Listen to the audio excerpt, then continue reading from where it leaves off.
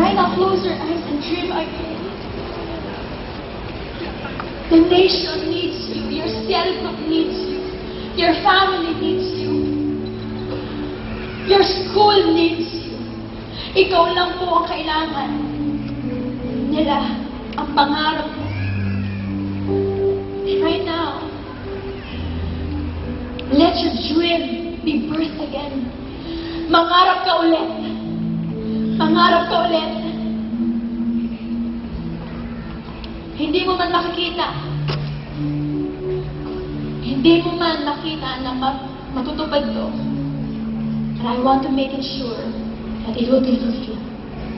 Amen. Right now, close your eyes. Close your eyes. Just begin to dream again. Ano yung mga pangarap mo dati na nawala dahil natakot ka?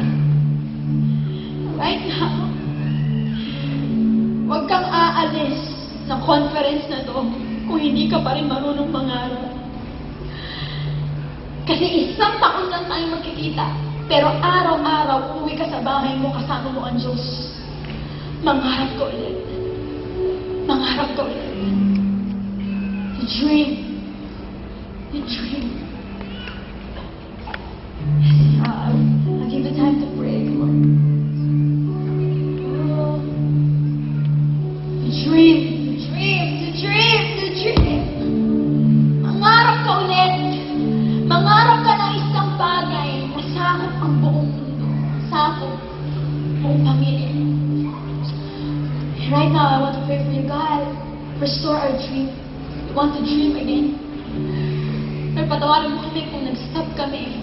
We have realized today that our dream will be the key of this nation's transformation. Our prayer life, our generosity will help it. Pero ngayon, magsisimula kami sa matinding pangarap. Matinding pangarap. Come on, receive it. It's in the atmosphere. Come on, receive the fragrance of dream.